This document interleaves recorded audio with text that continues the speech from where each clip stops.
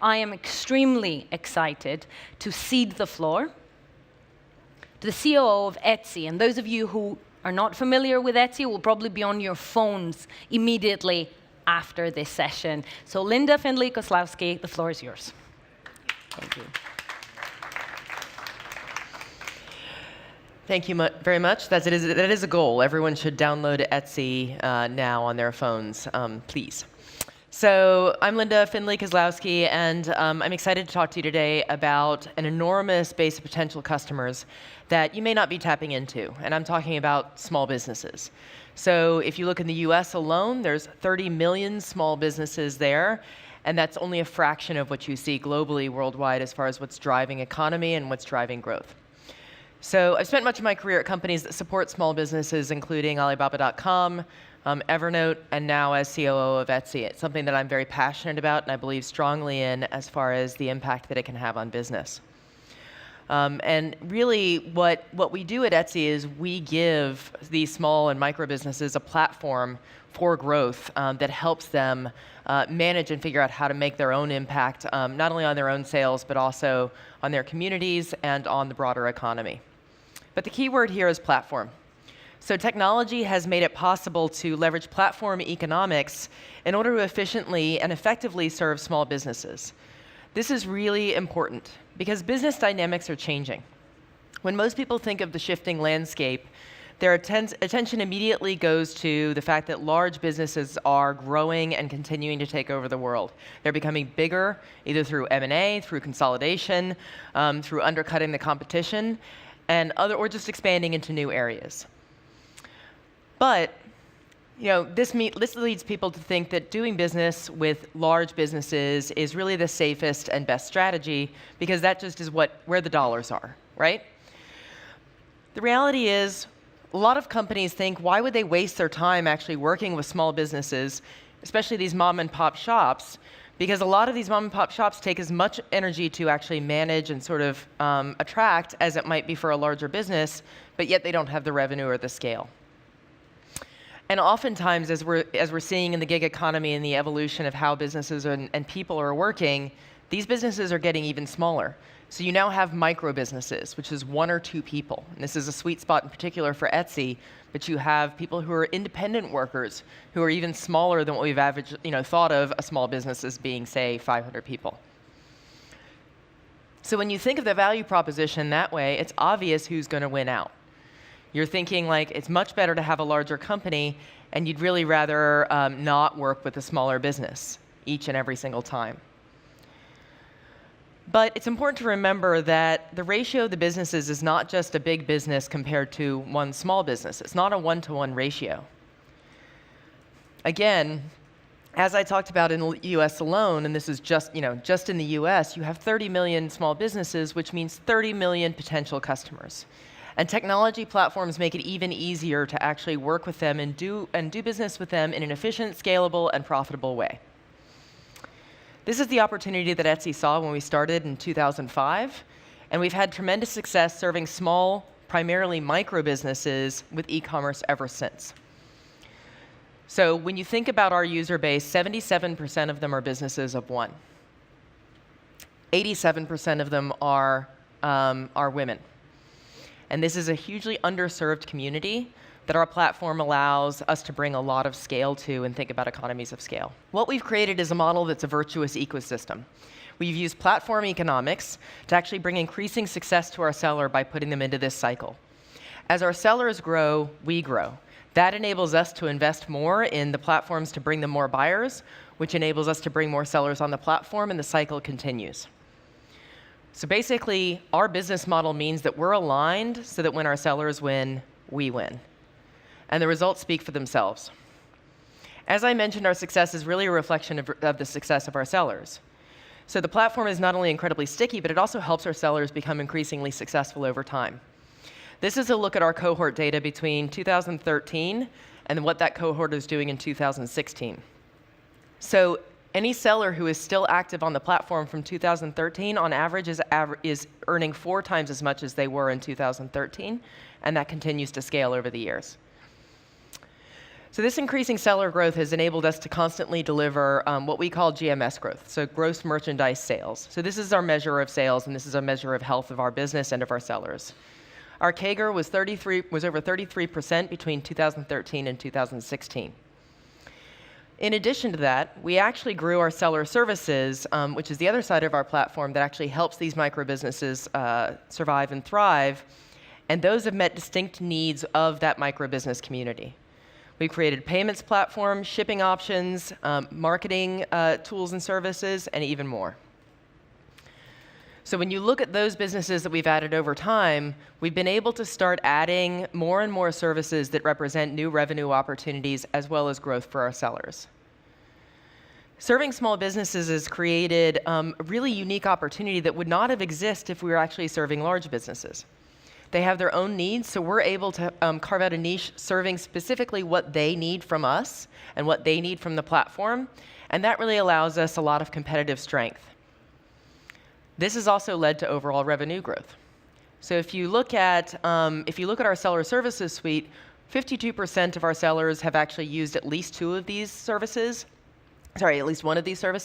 in 2016. So that's a massive revenue opportunity that actually shows up in our balance sheet there, where you're looking at increasingly diversified revenue streams that give us more than a 49% CAGR. So using platform economics, we really focus on a few different areas.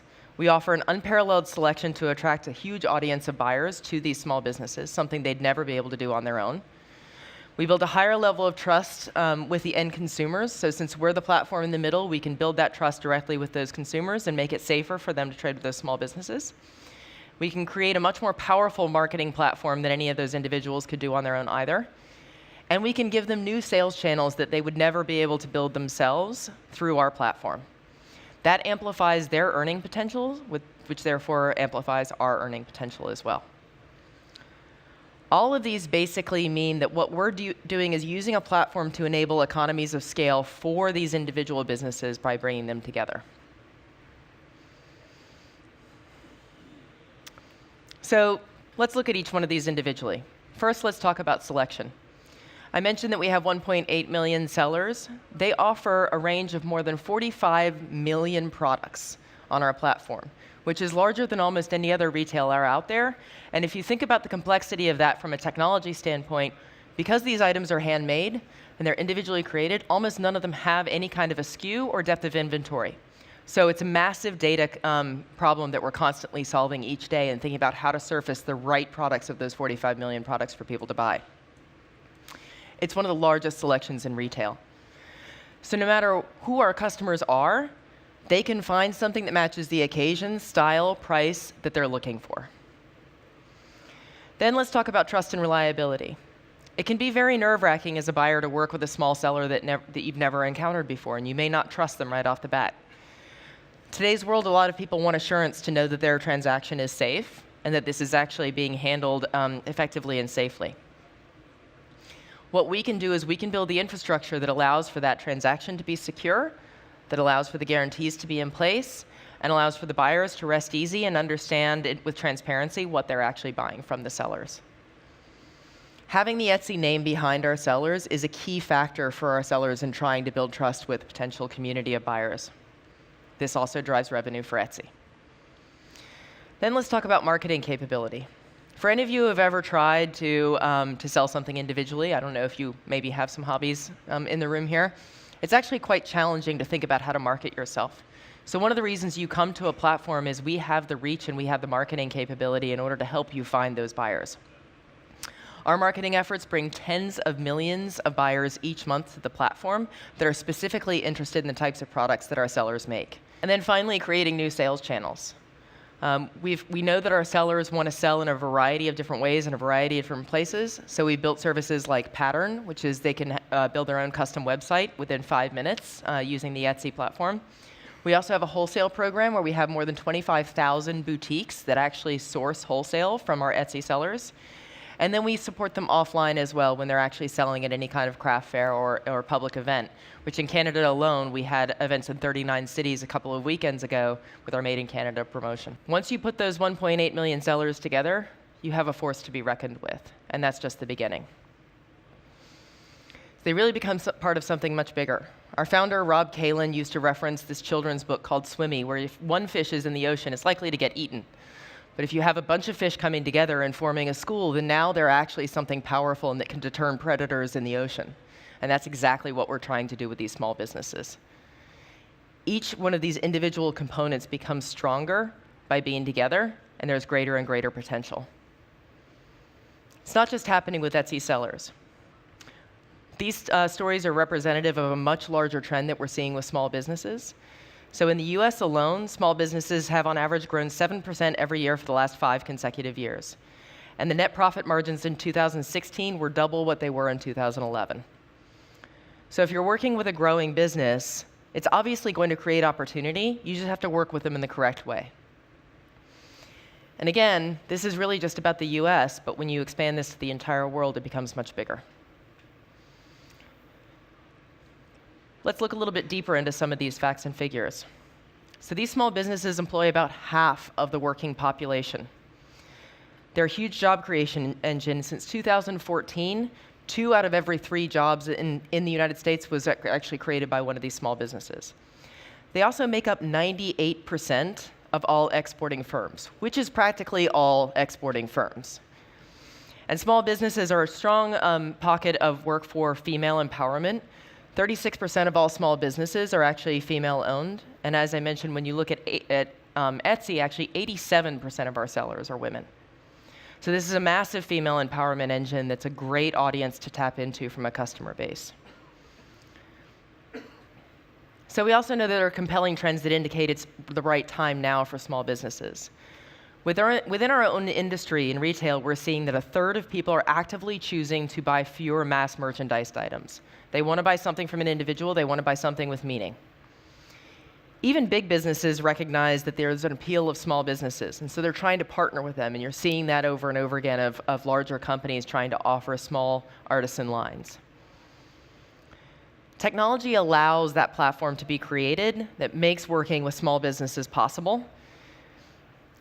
You can build your own platform, or you can actually partner with other platforms like Etsy to help these small businesses grow.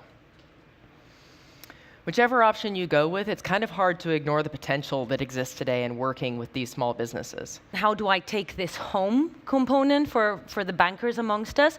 So to join us at the table, I'd like to invite one of my favorites, one of the few people who combine concern with regulation and strategy in her title, known to most of you from Citi, Ruth Wandover. Thank you very much. Can I start you off by asking you to reflect on what we just heard, both from your own perspective, but also as the voice of the bankers in the room? Yeah. So I think, the key word that you mentioned from the beginning throughout was platform economics, right? And of course, in transaction banking, wholesale banking, we strive to get scale. And we've seen over the years, as drivers of economics and regulation led to more consolidation, that people are becoming more platform focused, trying to enable things all in one space. At the same time, we have challenges with regulation, which is, of course, making life harder in terms of serving the smaller clients. And that was very much echoed in your example as well. So the clue in all of this, which, in fact, as you presented, came out very clearly, and what comes out this week at Cybers, in my opinion, is data. Mm-hmm.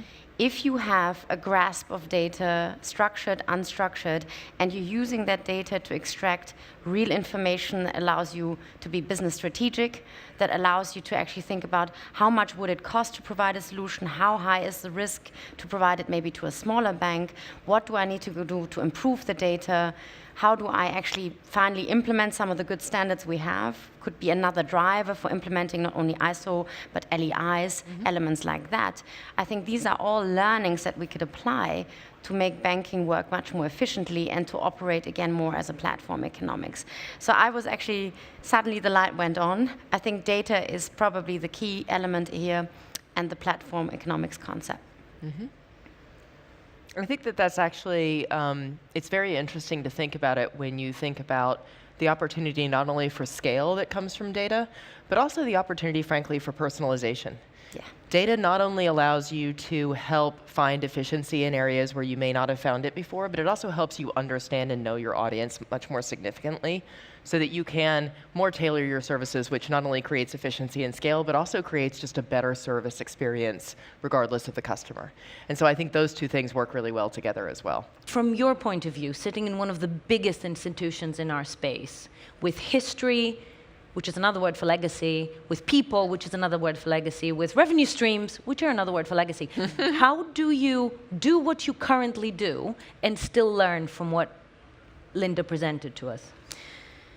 It's a capability to not only be forward-looking theoretically, but actually put some sticks in the ground to move towards that. And if I may make the analogy on all this emerging technology, blockchain, distributed ledger, AI, cloud, as examples of change, what we do as an institution and what many others are doing is actually at least experimenting, starting to deliver new services, first in a niche, in a sort of small, confined ecosystem, just to check, can something go wrong or does it work? That over time, as you learn and as you also make regulators more comfortable with the fact that it's not dangerous and it's not, magic, it can be done, then you can slowly start actually scaling and thinking about re-platforming and doing new things differently. You mentioned one of my favorite hated words, legacy. Again, the issue is, of course, IT legacy, unstructured data legacy, and added on every day in an exponential way. These are all very, very big pieces of this iceberg under the water that people will have to tackle. And it is a challenge because, of course, some things will go wrong, right? But people have to tackle it. They will have to think about building parallel systems, slowly migrating things over as things become more safe and sound, and taking everyone from the client to the client's client to the regulator on board. And it is a long journey. It is challenging, but you can only instill all the things that happen and then work with it internally. And we've done that, whether it's on blockchain, whether it's on cloud. We continue to do these things and we take it in incremental steps because the key issue is also integration and implementation, right? A completely new tech stack, you can't do it from one day to another. You have to find ways to run in parallel, to translate, to see, is it actually efficient from a cost perspective to do something new? What are the long-term payoffs? And I think we're quite good at doing that.